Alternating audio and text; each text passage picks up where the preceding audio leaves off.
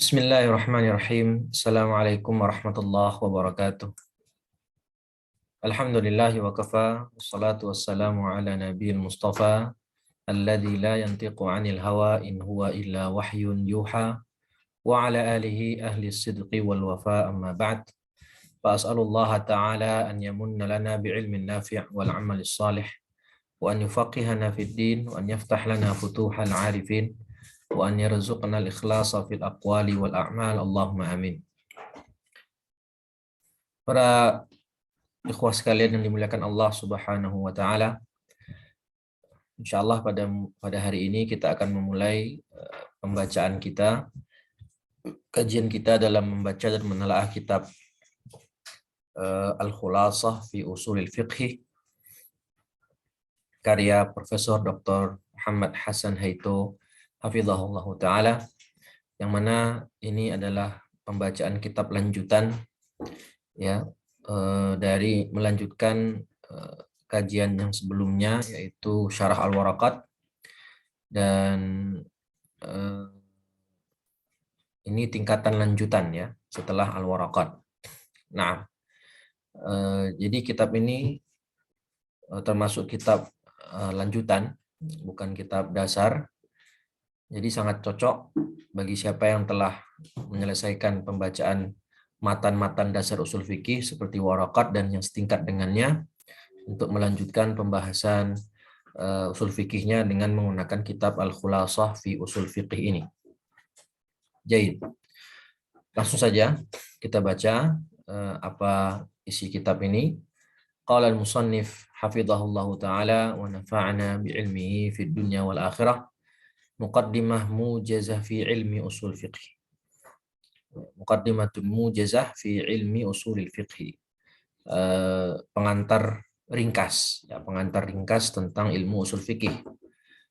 Lam yakun ilmu usulil fiqh alladhi nadrusuhu al-yawm fi wad'ihi al-hali ma'rufan fi sadr al-Islam, idh lam yakun as-salafu min as-sahabati wat-tabi'in wa ghairihim mimman kana fi sadr al-awwal bihajatin ila qawa'idihi lima kana indahum min al-malakati al-lughawiyyati as-salimah allati yastati'una biwasitatiha idraka kulli qawa'idihi al-mustafadah min al-lughah. Jadi di sini beliau mengatakan ilmu usul fikih yang kita pelajari sekarang ini belum dikenal di masa awal Islam. Kenapa? Karena para sahabat, ya, tabi'in dan yang semasa dengannya itu tidak terlalu membutuhkan kaidah-kaidah usul ini, ya. Tidak membutuhkan kaidah-kaidah usul fikih. Karena mereka itu mempunyai malakah lugawiyah yang salimah. Karena mereka orang Arab dan mereka generasi yang paling paham tentang ilmu bahasa Arab, tentang kaidah-kaidah bahasa Arab. Ya. Yang dengannya mereka sudah bisa mengambil kesimpulan-kesimpulan hukum yang ada. Ya. Jadi dengan malakah lugawiyah yang mereka punya, radhiyallahu taala anhum jami'an, mereka sudah mengetahui, ya,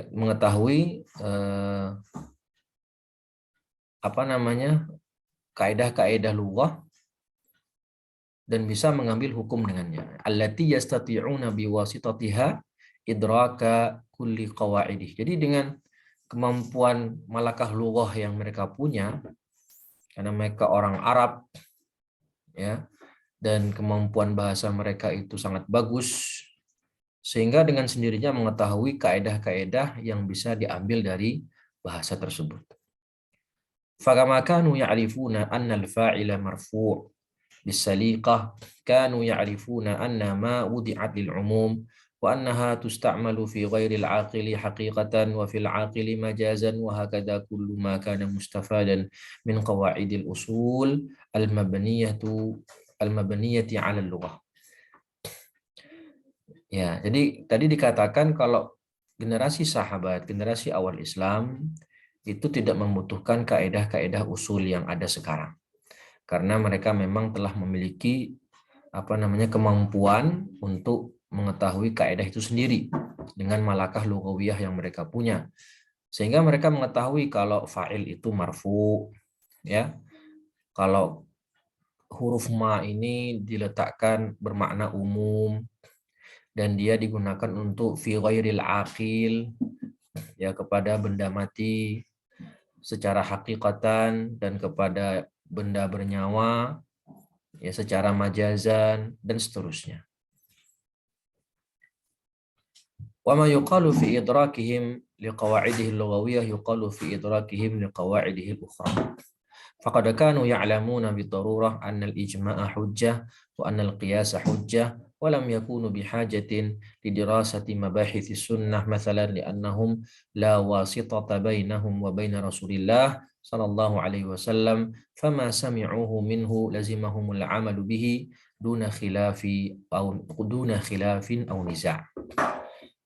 Tadi kita sebutkan, ya, mereka mempunyai kemampuan lughah yang salimah sehingga dengannya mereka bisa memahami kaedah-kaedah lughah yang dengannya pula mereka juga mempunyai pemahaman tentang kaedah-kaedah yang lain selain kaedah lughawiyah. Ya. Seperti tentu mereka mengetahui, ya, bahwasannya ijma' adalah hujjah. Qiyas itu hujjah. Ya, dan mereka tidak membutuhkan pembelajaran yang membahas tentang ilmu-ilmu sunnah misalnya, ya, tentang ilmu hadis. Kenapa? Karena mereka langsung mengambilnya dari Nabi. Jadi zaman dulu nggak ada namanya ilmu mustalah hadis, nggak ada di ilmu jarh wa ta'dil, ilmu rijalul hadis, karena mereka langsung mengambil hadis, langsung mendengarkan hadis dari sumbernya. La wasitata bainahum, nggak ada jarak, tidak ada pembatas antara mereka dengan Rasul, sumber wahyu. Ya. Dan ketika mereka mendengarkan hadis langsung dari Nabi, langsung mereka amalkan gitu. Jadi tidak perlu mengecek ini hadis sahih atau dhaif, tidak perlu. Karena langsung mendengar dari Nabi sallallahu alaihi wasallam. Ya. Illa annahu lamma tas'ad raq'atul Islam wa dha'afat al-malakatul lughawiyah ihtaja al-ulama'u li tadwinil qawa'idil mabaniyati 'alaiha. Nah, ini. Kecuali, ya, setelah semakin luasnya wilayah kaum muslimin, karena banyak melakukan futuhat-futuhat Islami yang ada, sehingga umat Islam itu semakin luas kekuasaannya, bahkan nanti menguasai 2/3 dunia di masa jayanya, sehingga banyak orang-orang ajam, orang-orang non-Arab yang masuk Islam, dan tentu malakah lughawiyah mereka tidak sehebat para sahabat, tabi'in dan tabi'ut tabi'in, gitu. Apalagi selevel sahabat, tentu tidak. Ya. Sehingga karena melemahnya malakah lughawiyah tadi, kemampuan skill bahasa Arab yang mereka punya, ya, setelah luasnya negeri Islam, maka para ulama butuh untuk menuliskan, untuk mengkodifikasi, ya, kaedah-kaedah yang dibangun di atasnya, supaya bahasa Arab itu kemurniannya tetap terjaga, ya, kaedah-kaedahnya tidak rusak, ya, yang mana itu diperlukan dalam melakukan istimbat hukum nantinya. Walamma talatil masafatu bainan nabiyyi sallallahu alaihi wasallam wa bainal ajyalil mutatabi'ah wa shara al haditsu yanqulu biwasitatir ruwah يحتاج العلماء لتدوين المباحث التي تبحث في أحوال الرجال والتي تميز الحديث الصحيح تميز الحديث الصحيح من الضعيف.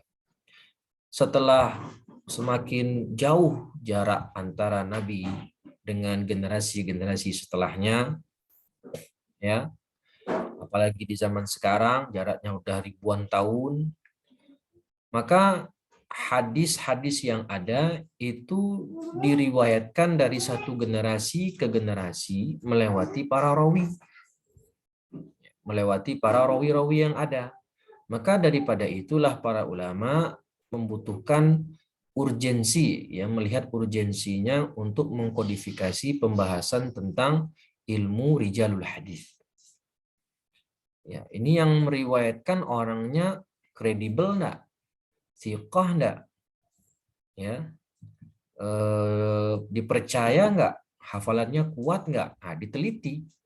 Karena saat itu sudah semakin jauh jarak antara generasi Islam yang ada dengan masa kenabian. Ya, kalau di masa sahabat kan tidak perlu ilmu rijalul hadis, karena para sahabat langsung mendengarnya dari Rasul. Nah gitu. Sehingga dengan ilmu ini, ilmu mabahath rijalul hadis ini fi ahwalir rijal, mengetahui bagaimana keadaan perawi yang akan meriwayatkan sebuah hadis, itu untuk apa fungsinya? Untuk membedakan mana hadis yang sahih, mana yang dhaif, mana yang hasan, mana yang matruk, mana yang mungkar, dan seterusnya. Wahia mabahithus sunnah fi ilmi usul. Nah, pembahasan ini juga ada di ilmu usul fikih, tapi dalam pembahasan sunnah nanti. Ya, dalam pembahasan dalil yang membahas tentang sunnah. Dan tatawwarat, ya, wallati tatawwarat ila ansarat fannan mustaqillan wa huwa ilmu mustalahil hadis. Bahkan nanti semakin berkembang dia menjadi fan ilmu tersendiri. Ya, menjadi jenis ilmu tersendiri, yaitu ilmu mustalah hadis. Wa hakadha yuqalu fi jami'i mabahith ilmi al-usuli kama yuqalu fi jami'i ulumi tasyri'il mustahdatsah. Begitu juga ya di pembahasan ilmu-ilmu yang lain. Ya, di pembahasan fi jami' mabahith ilmi usul, di semua pembahasan ilmu usul fiqih, sebagaimana di ilmu-ilmu syariah yang lain yang muncul belakangan. Wa kana awwalu man allafa fi hadzal ilmi huwa imamuna Syafi'i radhiyallahu anhu wa ardah, idh dawwana kitabahu ar-risalah allati tu'tabaru awwalu kitabin fi usulil fiqh fi usulihil fiqh duwina fil Islam. Dan faktanya, ya, sejarahnya, orang yang pertama kali menulis kitab tentang tema usul fikih ini adalah Imam Syafi'i rahimahullahu taala. Dan kitab yang pertama kali beliau tulis tentang ilmu usul fikih adalah Ar-Risalah. Ya, ini masyhur, sudah banyak yang sudah dicetak dan ada juga yang mensyarah. Yang mana kitab Ar-Risalah ini ya dikatakan sebagai kitab usul fikih pertama yang dicetak dalam sejarah Islam.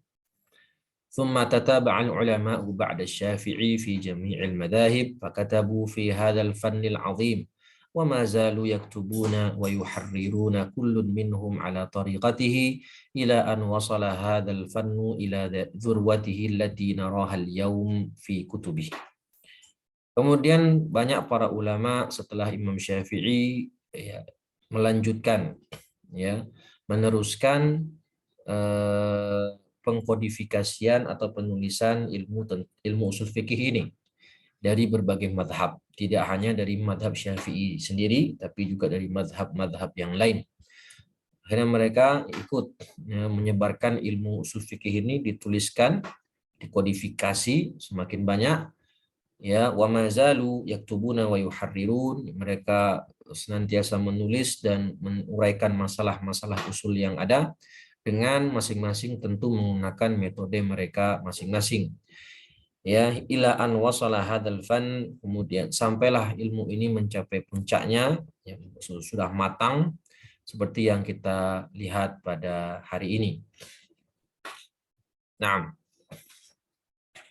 jadi kesimpulan dari yang kita baca barusan, dulu para sahabat, tabi'in, dan yang sezaman dengan mereka tidak membutuhkan kaedah-kaedah usul fikih, karena mereka menguasai bahasa Arab. Mereka mempunyai malakah lughawiyah yang baik, ya,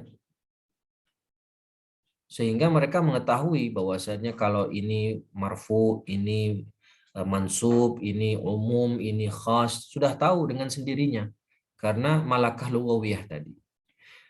Jadi mereka tidak butuh, mereka juga nggak butuh ilmu mustalahul hadis. ilmu tentang rijalul hadis karena mereka langsung mengambilnya dari Nabi Shallallahu Alaihi Wasallam. Tapi karena semakin luasnya Islam, semakin banyak orang masuk Islam, terutama orang-orang non-Arab yang tentu malakah lugawihnya tidak sehebat generasi pemula, generasi awal, sehingga para ulama merasa butuh untuk melakukan kodifikasi, menulis kaidah-kaidah lughah dan juga kaidah-kaidah usul dan mustalah hadis ya, untuk menjaga syariat Islam ini agar tidak ternoda. Sehingga orang punya pakem, ya, punya metode yang baku dalam memahami hukum-hukum Islam yang ada, tidak sembarangan. Turuqul kitabati fi usulil fiqhi, bagaimana metode penulisan ilmu usul fiqih. Wa qad inqasamat tariqatul kitabati fi usulil fiqhi ila tariqatain. Al-ula tariqatul mutakallimin wa tsaniyah tariqatul fuqaha. Jadi ada dua metode penulisan ilmu usul fikih. Pertama metode mutakallimin dan yang kedua metode fuqaha. Tariqatul mutakallimin wa na'ni biha tariqatu jamahiri ulama'il usul minal malikiyyati wasyafi'iyyati wal hanabilati wa ghairihim min ahli ilmi siwal hanafiyah. Jadi tariqah mutakallimin ini adalah tariqah yang dipakai oleh jumhur ulama usul dari Malikiyah, Syafi'iyah dan Hanabilah kecuali Hanafiyah. Wa hiya allati kana yahtammu ashabuha bi tahriril masailil usuliyah wa taqriril qawaid wa iqamatil adillati 'alaiha dunan nadhari ila al-furu'il fiqhiyah. Jadi bagaimana bentuk metode tariqatul mutakallimin ini, ya. Jadi metodenya adalah mereka menguraikan masalah-masalah usul yang ada. Kemudian setelah itu mereka menetapkan kaedah-kaedah. Dan dari kaedah-kaedah itu mereka bangunlah masalah furu'. Jadi mereka bangun pondasinya itu pertama ya mengurai permasalahan usul, lalu meletakkan dalil-dalil dan kaedah-kaedah di atasnya. Ya, jadi pondasinya itu adalah kaedah usul, dalil-dalil dan lain-lain. Ya, jadi meletakkan kaedah dulu sebagai pijakan utama. Oke. Wa iqamatul adillah 'alaiha, dan kaedah tadi ada dalilnya yang bersumber dari Quran, sunnah, ijma atau qiyas. Kaedah usul fikih itu, kaedah fikih itu bersumber dari dalil. Ya, dari berbagai masalah yang ada bersumber dari Al-Quran dan Sunnah, kemudian diuraikan, kemudian dibikinlah sebuah kaedah. Nah, begitu. Nah, dari situ barulah dibangun di atasnya furu' fiqhiyah. Karena dunan nazar ilal furu' fiqhiyah. Jadi enggak dilihat dulu dengan permasalahan furu', permasalahan cabang. Ya, tanpa melihat itu dulu, tapi mereka bangun pondasi, memperkuat kaedah dan dalil-dalilnya apa. Setelah itu baru nanti dibangun di atas kaedah itu adalah permasalahan furu' fiqhiyah. Falladhi yuhimmuhum taqrirul qa'idah. Nah, ini. Kerjaan utama tariqatul mutakallimin adalah taqrirul qa'idah. Menetapkan kaedah-kaedah usul. Wa min thamma takunul furu'ul fiqhiyatu ya tabi'atan laha wa mabniyatan 'alaiha fal furu'ul fiqhiyatu tattabi'ul qawa'idal usuliyah wal 'aks. Setelah dibikin pondasi, yaitu penetapan kaedah-kaedah usul yang ada, dari situlah baru dibangun permasalahan cabang. Dibangun permasalahan furu'. Jadi perkara furu' itu mengikuti kaedah usul yang ada. Dan perkara-perkara furu' fiqhiyah itu dibangun di atas kaedah-kaedah usul yang ada. Bukan sebaliknya. Ya. Jadi furu' fiqhiyah itulah yang mengikuti metode kaedah, mengikuti pakem kaedah usul yang ada, bukan sebaliknya, bukan kaedah usul itu yang mengikuti furu', bukan. Nah, itu thariqatul mutakallimin. Ya. Jadi misalnya kaidah usul fikihnya adalah al-amra yufidul wujub, an-nahyu yufidu tahrim, al-khas muqaddamun 'alal 'am. Nah, itu kaidah-kaidah usul kan? Nah, dari kaidah ini kita ambil kalau menemukan fi'il amr dalam nas-nas syar'i, Quran maupun hadis, maka dikembalikan kaidah semula apa? Al aslu fil amri lil wujub. Hukum perintah itu ada hukum asalnya adalah wajib kecuali ada qarinah yang memalingkan maknanya dari wajib ke sunnah. Hukum larangan adalah haram. Jadi kalau menemukan teks lafaz larangan dalam teks-teks syar'i, maka dihukumi hukum asalnya adalah haram kecuali ada dalil lain yang memalingkan maknanya dari haram menjadi makruh dan begitu seterusnya. Dari situlah nanti dibangun hukum-hukum furu' fiqhiyah yang ada. Wallahu a'lam. Bagaimana thariqatul fuqaha? Thariqatul fuqaha ini berbanding terbalik dengan thariqatul mutakallimin. Kebalikannya, 180 derajat kebalikan dari thariqatul mutakallimin. Wa na'ni biha thariqatul hanafiyah. Ya, wa na'ni biha thariqah al-hanafiyah fi kitabati usulil fiqh wa hiya at-tariqatu allati duwinat biha al-usulu bina'an 'ala al-furu' al-mawjudati 'indahum 'an imamihim wa ashabihi. Jadi ini maksudnya thariqah Hanafiyah. Tadi kan disebutkan thariqatul mutakallimin itu jumhur fuqaha usul, jumhur ulama usul kecuali Hanafiyah. Nah, Hanafiyah itu punya metode yang berkebalikan dengan thariqatul mutakallimin, jumhur ulama. Jadi mereka itu metodenya adalah pertama melihat dulu hukum-hukum furu' yang ada. Yunzaruna fil ahkamil lati istambataha imamuhum. Jadi dilihat yang pertama itu dilihat dari perkara furu'. Nanti dari perkara furu' tadi dibikinlah kaedah. Duwinat bihal usul binaan 'alal furu'. Jadi kaedah-kaedah usul dari thariqah Hanafiyah ini mengikuti furu' fiqhiyah yang ada. Wadzalika anna Abu Hanifah rahimahullahu taala kana qad amla fiqhahu wa intaha minhu wa kadzalika fa'ala ashabuhu wa huwa hinama dawwanahu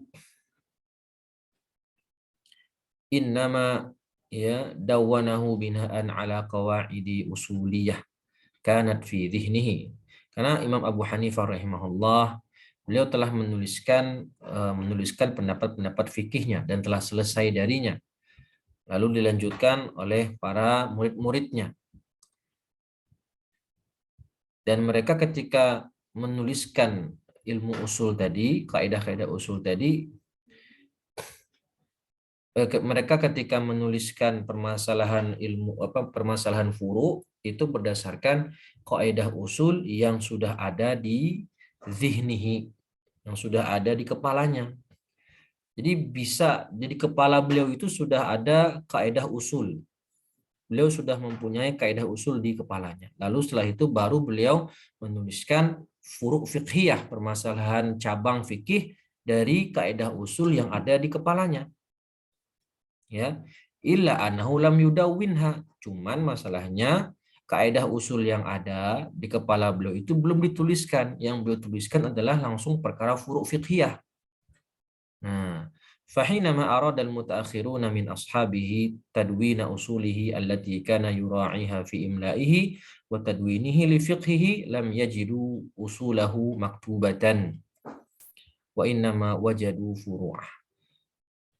Nah, yang sudah ditulis oleh Abu Hanifah rahimahullah dan para murid-muridnya itu adalah permasalahan furu' fiqhiyah. permasalahan cabang. Apakah mereka tidak mempunyai usul, kaidah usul yang mereka jadikan pijakan untuk menentukan perkara cabang? Ada, tapi di kepala mereka. Belum dituliskan, belum dikodifikasi. Maka setelah itu ketika generasi-generasi belakangan muncul dari kalangan Hanafiyah, ketika mereka ingin membaca kaidah usul apa yang dipakai oleh mazhab Hanafi, mereka tidak menemukan. Ya, lam yajidu usulahu maktubatan, nggak ada tertulis. Lalu daripada itulah akhirnya mereka baru menuliskan kaidah usul yang ada berdasarkan furu' fiqhiyah. Jadi kebalikannya dari metode mutakallimin, metode mutakallimun. Wa min khilali hadhihi al-furu' istanbatul qa'idatal usuliyyah allati kana yura'iha fi tadwinihi li fiqhihi. Fasara al-usulu 'indahum tab'an li fiqhi imamihim. Nah, setelah mereka melihat perkara furu' yang ada, lalu akhirnya mereka bisa menyimpulkan sebuah kaidah. Oh, ini masalahnya 1, 2, 3, 4, 5, 6, 7. Dari masalah ini ternyata ditemukan satu kesamaan. Nah, dari permasalahan yang banyak tadi bisa dilahirkan sebuah kaidah. Nah, begitu. Berkebalikannya dengan mutakallimun. Mutakallimun itu bikin kaidah dulu. Setelah dari kaidah itu sudah baku, dobitnya jelas, kaidahnya jelas, dalilnya jelas, baru dari kaidah tadi dilahirkan atau ditelurkan masalah-masalah furu' fiqhiyah. Ya. Maka kaidah usul yang ada pada thariqatul fuqaha atau thariqah Hanafiyah itu mengikuti fikih imam mereka. Walihada summiyat thariqatuhum bi thariqati bitariqatil fuqaha, disebutkan sebagai tariqah fuqaha bi khilafil mutakallimin alladzina lam yanzuru ila furu'il a'immah wa innama nadharu ila al-qa'idatil usuliyah wa banau al-furu'a 'alaiha wa hadha fi asli tadwinil qawa'idil usuliyah. Naam, tadi yang sudah kita sebutkan, intinya kaidah mutakallimin atau tariqah mutakallimin itu berbanding terbalik dengan tariqah al-fuqaha. Kalau dalam mutakallimin itu perkara furu' mengikuti perkara kaidah usul, tapi dalam thariqatul fuqaha kaidah usul itu mengikuti furu' fiqih dari Imam Abu Hanifah. Wa ammal yawm fala syakka anal Hanafi idza arada al-ijtihad fi mas'alatin fiqhiyah fa innahu yarji'u ila qawa'idihi al-usuliyyah allati dawwanaha al-a'immatu rahimahumullahu ta'ala. Sedangkan pada hari ini, sekarang, maka tidak diragukan lagi ketika seorang bermadzhab Hanafi ingin melakukan ijtihad, seorang ulama madzhab Hanafi ingin melakukan ijtihad dalam masalah furu' fiqhiyah, maka tentu dia kembali kepada kaidah usul fiqih yang dipegang oleh oleh madzhab Hanafi yang telah dituliskan oleh ulama-ulama Hanafi yang ada, yang pernah menulisnya rahimahumullahu taala jami'an. Baik, itu sejarah ringkas ya tentang ilmu usul fikih dari awal kemunculannya hingga kodifikasinya, dan juga metode penulisan usul fikih dibagi menjadi 2 tadi. Lalu beliau menyebutkan di sini ahammu kutubil usul fi thariqatil mutakallimin. Nah, apa saja buku-buku yang paling pokok, ya, buku pokok dari usul fikih metode mutakallimin. Tataba'al a'immatu ba'dal imam Syafi'i kama qaddamna 'ala al-kitabati fil usul. Kullun minhum 'ala manhajihi wa tariqatihi. Wa minhum man katabal mawsu'at man katabal mawsu'atil usuliyah wa minhum man katabal mukhtasarat wa minhum man kataba fi jami'i jawanib hadzal ilm wa minhum man kataba fi bahthin min mabahithih.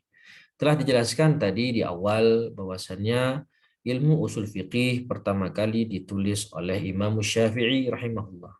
Setelah itu dilanjutkan oleh ulama-ulama lain setelahnya. Dan mereka menulis usul fikih dengan metode mereka masing-masing.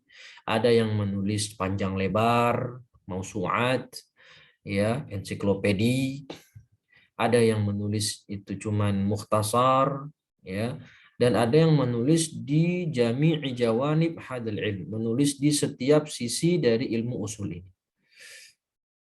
Dan ada yang menulis mabahath per mabahath, ya, fi bahthin min mabahithi. Misalnya ada yang menulis cuman untuk membahas ijma', ada yang menulis cuman untuk membahas qiyas, ya. Karena kan qiyas termasuk bab tersulit dalam ilmu usul fikih, pembahasannya mendalam, sehingga ada ulama yang istiqlal, menyendirikan pembahasan usul fikih, pembahasan qiyas dalam satu kitab tersendiri. Ya, itu biasanya lebih detail. Baik, waqad intahat ya kutubul usul ala tariqatil mutakallimin ila arba'ati kutubin. Jadi semua kutub mutakallimin ini, buku-buku usul metode mutakallimin itu bermuara kepada 4 kitab. Bermuara kepada empat kitab ini. Kata beliau. Pertama, Al-Amdu lil Qadi Abdul Jabbar Al-Hamadani. Al-Mutawaffa sanah 415 Hijriyah. Lalu ada Al-Mu'tamad li Abil Husain Al-Basri, mutawaffa sanah 436, wal Burhan ya li Imam Haramain Al-Juwaini. Nah, ini yang juga penulis Waraqat. Kalau Waraqat itu simple, ringkas. Kalau Burhan ini mendalam. Ya, ini levelnya level tinggi kalau Burhan ini. Kalau pembelajar ilmu usul fikih pemula, ya jangan coba-coba langsung terjun ke Burhan. Ya, tidak akan paham, susah memahaminya kalau belum pernah membaca atau baru pemula membaca ilmu usul fikih. Abdul Malik bin Abdullah bin Yusuf Al-Juwaini, ya, gurunya Imam Ghazali. Kemudian ada Mustasfa, ini dia, ini yang masyhur, li Hujjatil Islam Al-Ghazali, ya, mutawaffa sanah 505 Hijriyah. 1 dan 2 itu penulisnya dari kalangan Mu'tazilah, sedangkan 3 dan 4 ini penulisnya dari kalangan Asy'ariyah. Nah, dan Mustasfa ini termasuk salah satu buku usul fikih yang paling bagus, min afdali kutubi usulil fiqh, karena menjadi inspirasi, salah satunya menjadi inspirasi bagi Imam Ibnu Qudamah dalam pembuatan kitab Raudhatun Nadhir. Jadi Mustasfa Raudhatun Nadhir itu termasuk ringkasan khulasah dari kitab Al-Mustasfanya Imam Al-Ghazali Hujjatul Islam. Naam. Wa qad qama bi jam'i hadhihi al-kutubi wa talkhisiha imamani 'aziman. Dan ada 2 imam besar yang melakukan mengumpulkan kitab-kitab ini dalam satu buku. Ya, jadi berkhidmah, memberikan khidmah kepada 4 kitab ini. Yang pertama, Fakhruddin Ar-Razi, alladhi jama'aha wa lakhasaha fi kitabih al-masyhur Al-Mahsul. Jadi Imam Fakhruddin Ar-Razi ini mengumpulkan 4 kitab ini dan meringkasnya dalam satu buku beliau yang masyhur namanya Al-Mahsul. Baik, kemudian ada namanya Saifuddin Al-Amidi, alladzi jama'aha wa lakhasaha fi kitabihi Al-Ihkam fi Usulil Ahkam. Ya, sama. Ya, sama dengan Fakhruddin Ar-Razi. Wa qad imtaza Al-Mahsul bit-taqsimi wat-tartibi wat-tabwib wat-tahdhib ma'al ijaz fi dalil. Lalu beliau menyebutkan, ya Syekh Hasan Hito menyebutkan keunggulan atau ya mumayyizat dari kitab Al-Mahsul. Ya, keunggulan kitab Al-Mahsul itu dilihat dari taksim, pembagian-pembagian babnya, dan susunan-susunan bab yang ada dan lain-lain. Dengan ijaz fid dalil, yang menyebutkan dalil-dalilnya secara ringkas. Sedangkan kitab Al-Ihkam karya Amidi itu keunggulannya bil iktsar min sardil adillah, banyak mencantumkan dalil-dalil dan juga mencantumkan i'tiradat, bantahan-bantahan terhadapnya, dan juga menyanggah, membantah sanggahan tadi. Ya, bistitradin balighin wa nafsin tawil, dengan bantahan yang dengan bahasa yang bagus dan padat berisi lah istilahnya gitu. Jadi ya, berarti seperti kitab Rodatun Nazir ya. Rodatun Nazir itu waktu saya belajar di DPI itu ya, beliau menyebutkan masalahnya, lalu nanti menyebutkan i'tirad ya, yang menyanggah pendapat tersebut. Kemudian beliau jawab sendiri, ya, sanggahan-sanggahan itu beliau jawab sendiri di kitab Rodatun Nazir. Nah, faqad ikhtasara hadanil kitaban ikhtisarat muta'addidah. Ya, jadi kitab ini, dua kitab yang masyhur ini, itu juga banyak yang mengikhtisarnya, membuat ringkasannya lagi. Padahal dua kitab ini juga termasuk ikhtisar, ditalkhis dari 4 kitab induk pertama, lalu dijadikan satu kitab, nah kemudian diikhtisar lagi. Wa ashharu mukhtasarat al-mahsul huwa al-minhaj lil qadhi al-Baydawi. Nah, al-mahsul ini kemudian diringkas lagi oleh Al-Qadhi Al-Baydawi dengan bukunya Al-Minhaj. Lalu mukhtasar lain yang terkenal adalah Al-Ihkam wa Al-Mukhtasarul Muntaha Libnil Hajib. Ya, nama kitabnya Mukhtasarul Muntaha, itu ringkasan dari kitab Al-Ihkam ya lil Amidi. Al-Ihkam fi Usulil Ahkam lil Amidi, yang diringkas oleh Ibnu Hajib. Wa yu'addu hadhanil mukhtasaran min ashharil mukhtasaratil usuliyah allati tataba'a al-a'immatu ala syarhiha wa ta'liqi 'alayha bihaythu sarat tu'addu syuruhuha bil 'asharat bal bil mi'at wa akabba tullabul ilm fi jami'i anha'il 'alam al-islami ala dirasatiha wa hifdhiha wa dirasatihima wa hifdhihima wal ihtimami bihima. Dan dua kitab mukhtasar di atas tadi ya adalah min asharil mukhtasarat, di antara kitab-kitab ikhtisar yang paling masyhur ya dalam mengikhtisar kitab Al-Mahsul dan juga kitab Al-Ihkam min Usulil Ahkam, yang nanti banyak disyarah oleh para ulama, lalu diberikan ta'liq ya, catatan-catatan, sehingga syarah dari dua kitab tadi itu jumlahnya puluhan, bahkan ratusan ya, yang mana telah dipelajari dan dihafalkan oleh para penuntut ilmu dari berbagai penjuru dunia Islam. Jadi unik ya. Jadi pertama awalnya 4 kitab, Al-Amdu wal Mu'tamad wal Burhan wal Mustasfa. 4 kitab ini muaranya.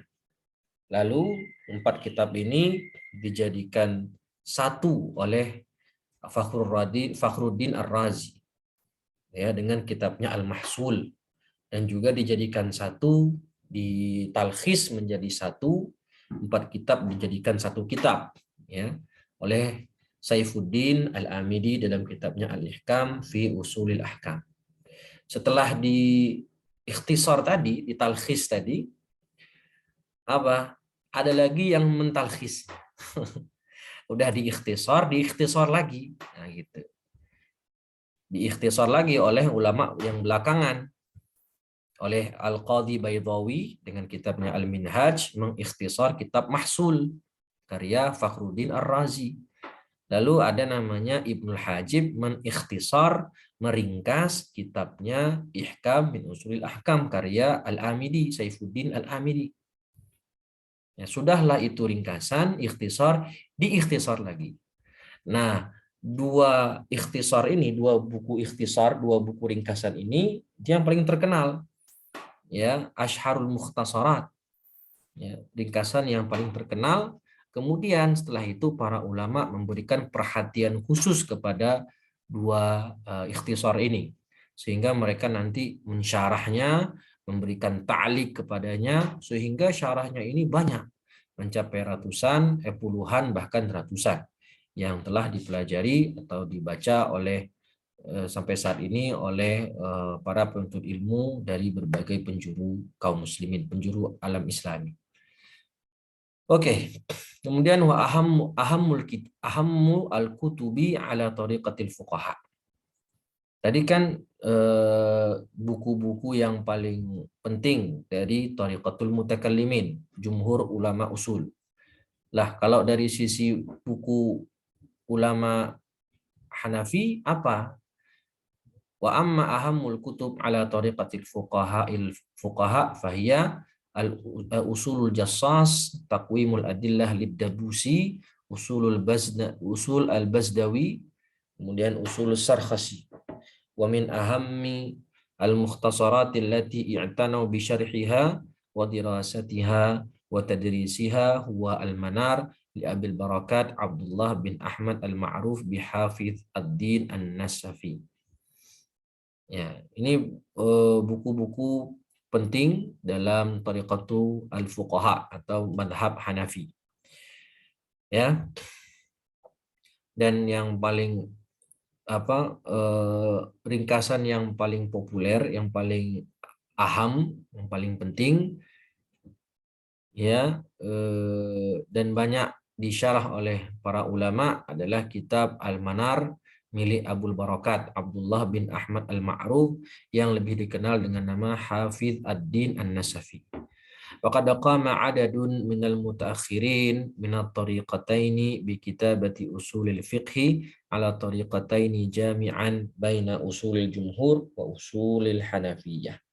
Dan ada juga para ulama mutaakhirin, ulama belakangan itu melakukan khidmah, yang melakukan apa? Penulisan usul fikih dengan menggabungkan dua metode tadi.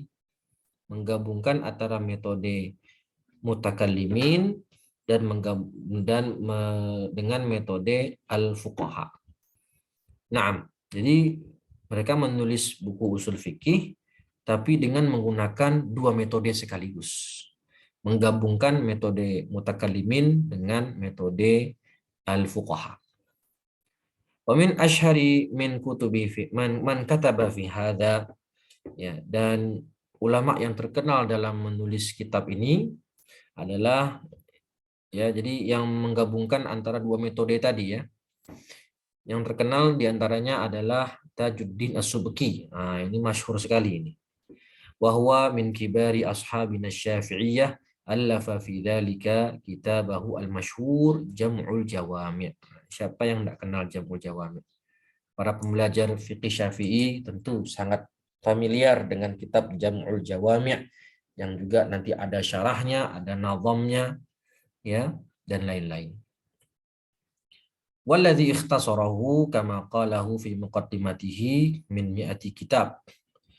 Yang mana beliau di kitab Jamul Jawami ini beliau itu merangkum 100 buku menjadi satu buku. Nah, itu Jam'ul Jawami'. Makanya namanya Jam'ul Jawami'. Kitab beliau ini adalah hasil rangkuman beliau dari 100 buku usul. Ya, dari 100 buku usul. Walahu syuruhun adidah, karena tadi dia menggabungkan dua metode usul mutakallimin dan metode usul Hanafi atau fuqaha. Dan kitab ini punya banyak syarah wa ahmiyatun kabirah la takhfa ala darisi li ilmi al-usul. Nah, artinya kitab ini sudah sangat populer di telinga para pembelajar ilmu usul fikih. Ya, kalau ada mahasiswa magister atau doktoral yang belajar atau mengambil konsentrasi usul fikih, maka kitab ini termasuk kitab pokok yang tidak boleh dilewatkan. Kamaluddin bin Hammam. Yang kedua adalah Kamaluddin bin Hammam, wa huwa min a'immatil Hanafiyah wa qad allafa kitabahu At-Tahrir alladhi jama'a fihi baina at-tariqatain bi'ibaratin balighah fi ad-diqqati wal ijaz. Ulama yang kedua yang masyhur dalam menggabungkan dua metode di atas adalah Kamaluddin bin Hammam. Dan dia adalah ulama Hanafiyah, ulama mazhab Hanafi. Kalau tadi kan Tajuddin As-Subki ini Syafi'i. Kitabnya namanya At-Tahrir yang isinya tadi sudah disebutkan, yaitu menggabungkan dua metode dengan bahasa yang bagus, yang padat berisi, ringkas, padat dan jelas. وَمَنْ أَرَادَ أَنْ يَعْرِفَ الْمَزِيدَ مِنَ الْمَعْلُومَاتِ عَنْ هَذَا الْفَنِّ فَلْيَرْجِعْ إِلَى كِتَابِ الْوَجِيزِ فِي أُصُولِ التَّشْرِيعِ وَالشِّرَازِي حَيَاتُهُ وَأُصُولُهُ وَإِلَى مُقَدِّمَةِ كِتَابِ الْمَنْخُولِ وَالتَّمْهِيدِ. Kata Syekh Hasan Hito, tadi itu sekilas sejarah pengkodifikasian ilmu usul fikih, lalu bagaimana kerja para ulama dalam mengumpulkan atau mengkodifikasi ilmu usul fikih dengan dua metode yang terkenal tadi. Kemudian ada juga yang menggabungkan, menulis buku usul fikih dengan menggabungkan dua metode Hanafi dan metode jumhur ulama usul. Ya, dan kata Syekh Hasan Hito, jika ingin lebih dalam ya tentang pengetahuan ini, tentang sejarah ini, tentang ilmu ini, ya maka silahkan lihat buku beliau, yaitu Al-Wajiz fi Usulit Tasyri', ya.